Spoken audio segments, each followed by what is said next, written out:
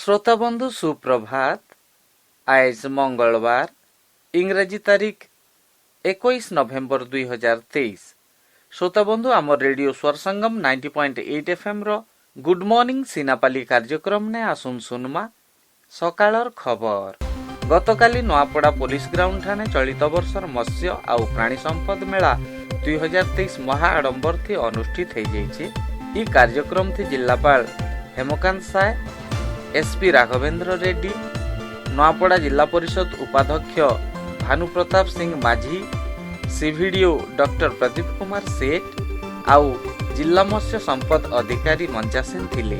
चाषी आउ वैज्ञानिक मानकर भितरे गुटे वार्ता विनिमय हेबार संगे संगे जिला ने प्रथम हिथिबार चाषी हरेकृष्ण जाल कड़मेड़ा कोमनांकु कुकुड़ा पालन, प्रेमलाल नायक बलुदा नोआपड़ा छेली पालन आउ हीरालाल शाह सालेभाड़ी सिनापाली मत्स्य पालन लगी 5,000 टंका लेखा अर्थराशि पुरस्कार दिया जाइथिला। आज ठानु आरंभ हेबा विधानसभा शीत अधिवेशन। विभिन्न प्रसंग के नेकरी विधानसभा ने चर्चा करबार लगी बीजेपी आउ कांग्रेस विधायक दल निजकु प्रस्तुत करिछन बोली सूचना।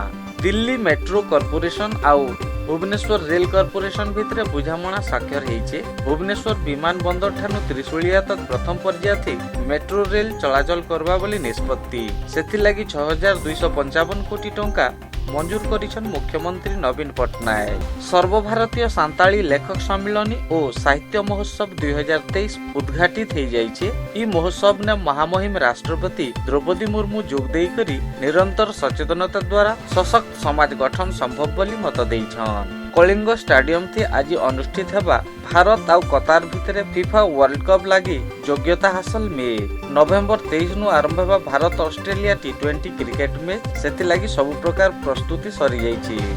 आजिर खबर प्रसारण एतकी थी। शेष ହେଲା। धन्यवाद।